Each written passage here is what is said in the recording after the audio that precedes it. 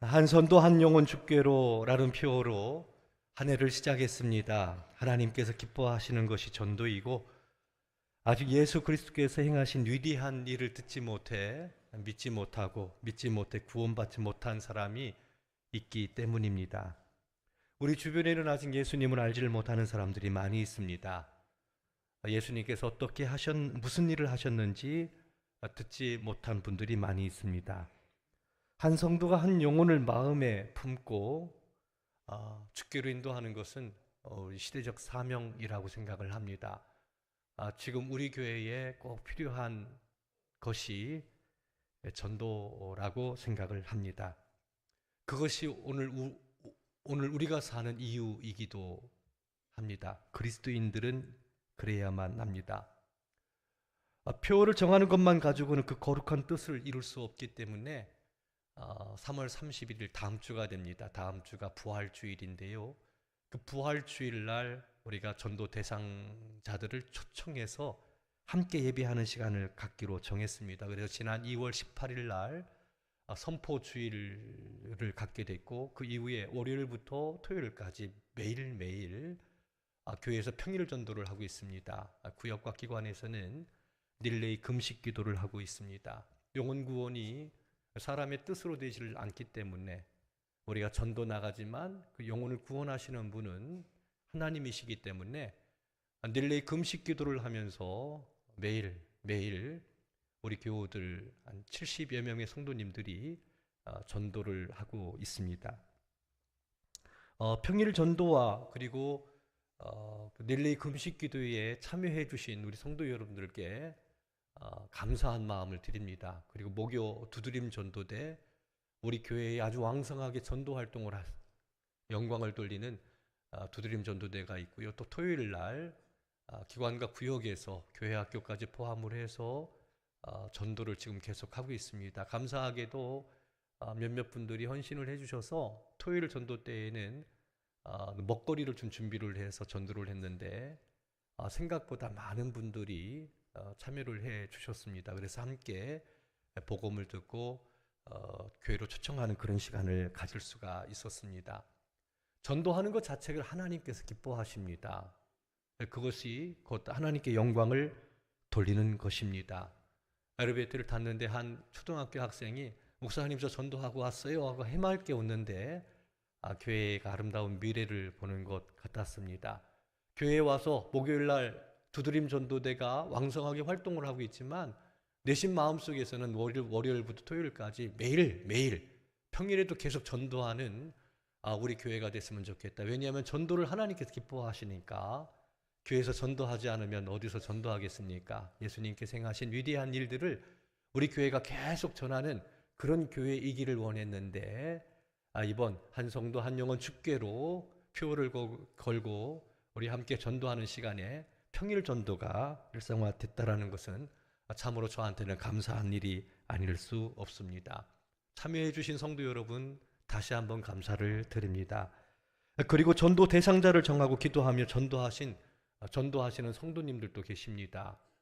그래서 약 728명의 전도 대상자들이 지금 노비에 이름이 기록되어져 있는데 우리 성도 여러분들이 평소에 전도해야 되겠다. 그래서 그 이름을 기록하고 기도하고 있다고 생각합니다. 하나님께서도 728명의 전도 대상자들 이름 석자를 기억하시고 그들에게 복을 주시기를 원합니다. 그리고 인자를 더하셔서 우리의 전도를 통해서 그 영혼들이 주께로 돌아오는 구원함을 받는 놀라운 일들이 일어나기를 소망합니다. 이 일에 헌신해 주신 우리 성도 여러분들께 감사한 말씀을 드립니다. 찾아가셔서 차를 마시고 식사를 나누시고 연락하시고 전도하시고 또 물건도 사면서 우리 함께 교회 가자고 그렇게 공고하는 것을 볼 때 정말 감사한 마음이 있습니다. 이제 한 주간 남았습니다. 돌아오는 내일부터는 고난주간 특별 새벽기도회가 진행되는데 우리 성도 여러분들 특별 새벽기도회에 전심으로 함께 참여하셔서 기도하시기를 바랍니다. 고난주간 때에는 특별한 시간이잖아요. 그 시간을 내서 우리들이 경건한 삶을 살아가는데 이 기도 시간에 우리 직분 받으신 성도님들 다 참석을 해주시고 함께해서 기도하는 일에 힘쓰는 그런 한 주간이 되기를 바랍니다. 더구나 다 돌아오는 주일은 총동원 전도 주일이니까 이 고난 주간 때 그 영혼들을 가슴에 품고 하나님 구원하여 주시옵소서, 그렇게 함께 권고할 수 있도록 우리 성도 여러분들이 적극적으로 참여를 해 주시기를 바랍니다. 교회에서는 작은 선물을 준비했습니다. 음식을 함께 나누고 차를 또 함께 나누게 될 겁니다. 무엇보다도 중요한 것은 하나님께서 행하신 위대한 일을 듣는다라는 사실입니다. 예수님께서 행하신 꼭 들어야만 되는 복음의 말씀을 다음 주에 교회에 데리고 오시면 우리가 들을 수가 있습니다. 오순절날 제자리 성령의 충만함을 받고 나가서 복음의 말씀을 전할 때에 각기 다른 언어로 들었던 많은 사람들, 다양한 사람들이 각기 다른 언어로 이렇게 표현하고 있습니다. 하나님께서 행하신 큰 일을 우리가 들었다. 하나님께서 행하신 큰 일이 무엇입니까? 영혼을 구원하는 거거든요. 모든 사람이 죄를 보면서 하나님의 영광에 들어가지 못하지만 하나님께서 이런 죄인을 위해서 큰 일을 행하셨습니다. 이 소식을 듣고 많은 사람들이 주께로 돌아와 영혼 구원을 받는 놀라운 역사가 일어났던 것을 볼 수 있습니다. 영생의 길, 천국 가는 길, 놀라운 축복의 길, 하나님께서 그 길을 열어놓으셨고 우리는 그 놀라운 복음을 전해야 됩니다. 다음 주에 복음을 전합니다. 그 전도 대상자들 초대해서 함께 데리고 오시면 하나님께서 행하신 큰 일을 듣게 될 겁니다. 거기에 하나님의 은혜의 역사가 함께 할 겁니다. 영혼이 구원되는 놀라운 일들이 일어나게 될 겁니다. 일어나 함께 갑시다. 귀한 사역을 감당할 수 있는 우리 성도 여러분들이 되시기를 바랍니다. 표를 정할 때 이런 마음이 있었습니다. 일어나 함께 가자. 어디로요? 함께 우리 전도 대상자들과 천국 가자고. 천국 가자고. 목적을 이끄는 삶을 쓴 닉 워렌 목사는 이 땅에서의 삶은 다가오는 영광의 나라 천국을 위한 준비하는 시간이다라고 이야기를 합니다. 잠시 잠깐 머물고 살아가는 이 땅에서 영원한 나라를 준비하는 것은 아주 지혜롭고 마땅히 해야 될 일들이라는 거지요. 잠시 잠깐 머뭅니다.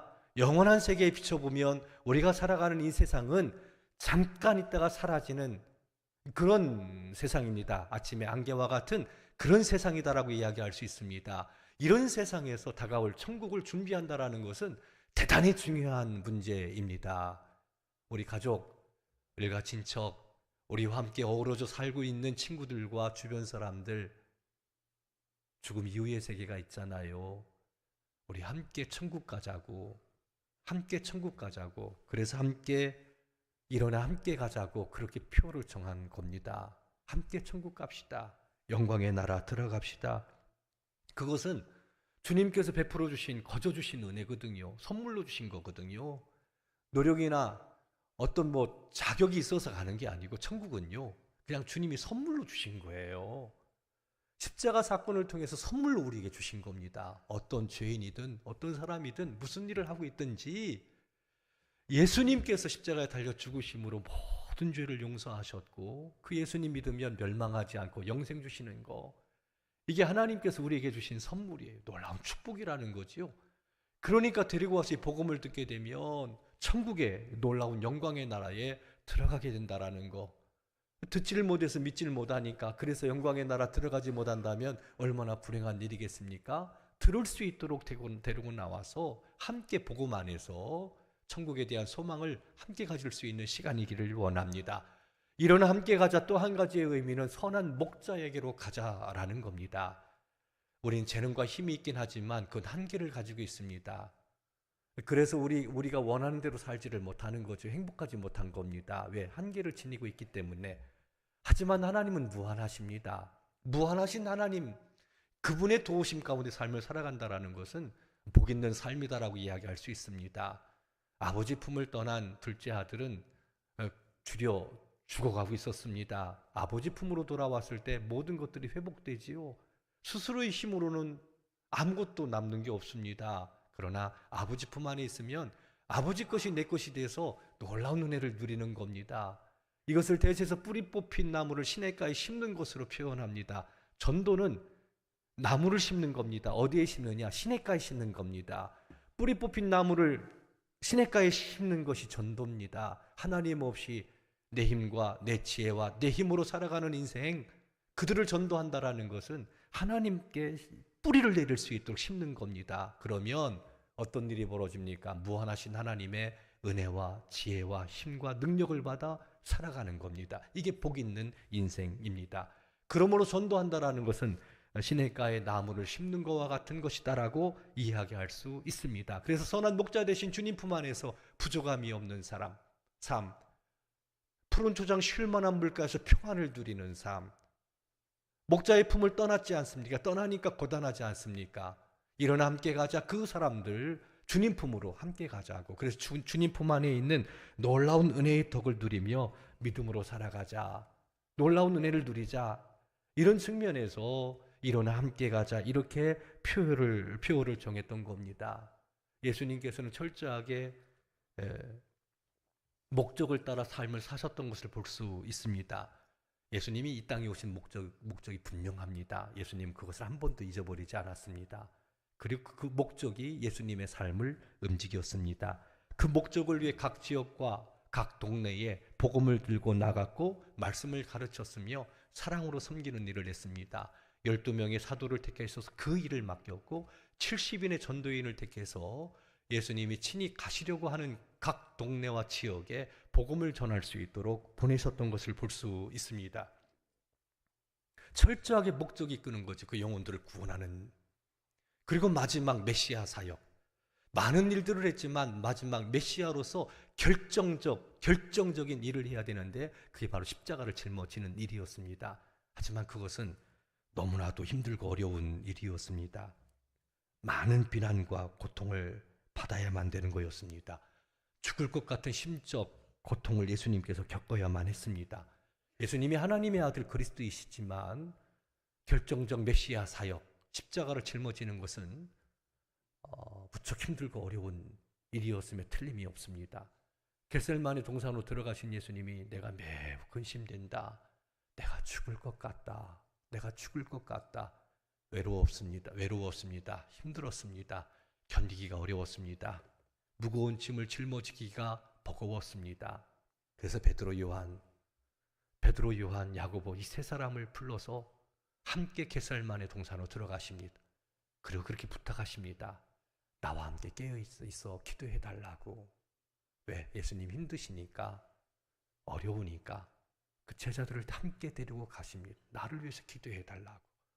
마지막 메시아 사역 감당하기에는 너무나도 버겁고 힘들고 혼자 힘으로는 감당하기 어려우니 나를 위해서 기도해달라고. 예수님의 마음을 우리가 충분히 읽어낼 수 있습니다. 열심히 기도하기 시작합니다. 십자가를 짊어진다라는 거, 우리의 모든 죄, 나의 모든 죄, 우리의 모든 죄, 세상의 모든 죄를 대신 담당하시고 십자가에서 형벌을 대신 받는다라는 거, 그것은 사람으로서는 감당하기 어려운 겁니다.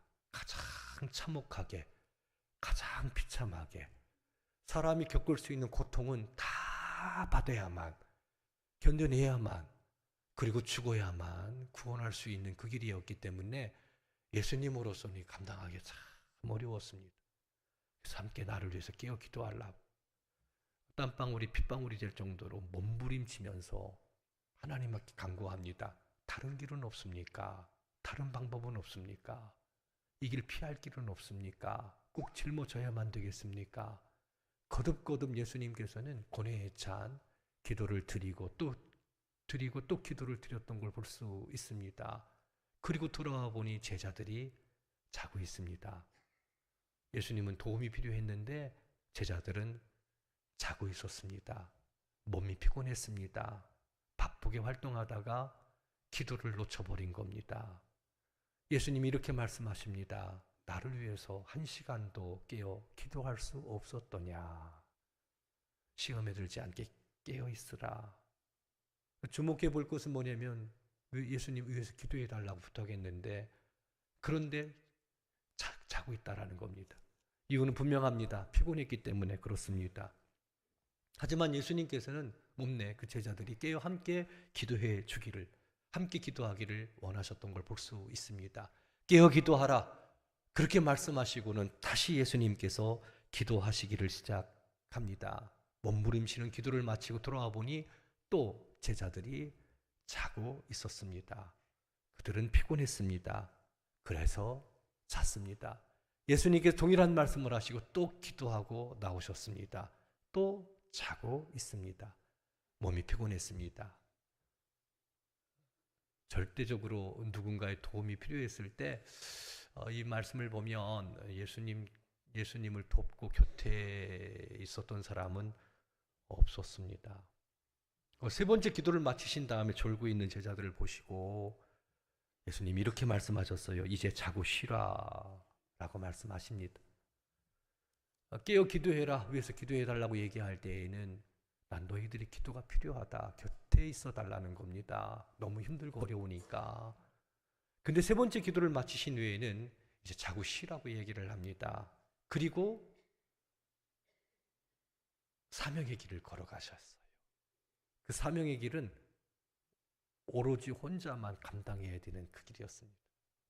누구도 나뉘어질 수 없는 짐이었습니다. 예수님께서 가셨던 곳은 어디입니까? 십자가였습니다. 십자가의 길이었습니다. 이제 됐다, 쉬어라. 이후로는 예수님 혼자 그 길을 걸어가시는 겁니다. 외롭고 고단한. 어떤 일이 벌어졌습니까? 가룟 유다 제자가 은 30에 예수님을 팔아버립니다.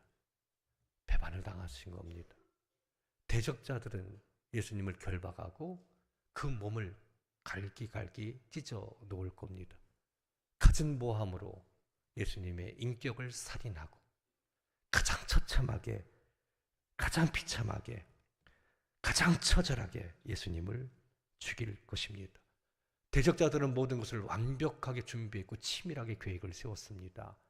예수님 그 모든 것을 아셨습니다. 기억 곁에는 아무도 없었습니다. 오로지 혼자 그 모든 것들을 다 견뎌내야만 했던 것입니다. 죽을지언정 예수님 결코 내가 떠나지 않겠다고 호언장담했던 베드로, 작은 여종 앞에서 3번 예수님 모른다고 부인합니다. 그냥 무너지고 말았습니다. 그리고 제자들이 다 뿔뿔이 흩어졌습니다. 오로지 예수님께서 혼자 남겨지셨고 홀로 그 모든 고통을 겪으셨던 것을 볼 수 있습니다. 그렇기 때문에 3번째 기도하신 후에 제자들에게 이제는 자고 쉬라고 말씀하셨습니다. 예수님께서 제자들에게 자고 쉬라 그렇게 말씀하신 후에 일어나라, 함께 가자라고 말씀을 하셨습니다. 예수님께서 가시고자 하셨던 그곳이 어디입니까? 함께 가고자 하셨던 곳이 어디입니까? 십자가의 길입니다. 십자가의 길, 십자가는 무슨 길입니까? 십자가의 길은 무엇입니까? 영혼을 구원하는 길입니다. 여러 가지 의미들을 달지만 예수님께서 십자가에 달려 죽으신 것은요, 영혼을 구원하기 위함이었습니다. 죄와 허물로 죽어 있는 인생들, 모든 사람이 죄를 범하여 하나님의 영광에 이르지 못합니다. 죄의 값은 사망입니다. 우린 심판을 받습니다.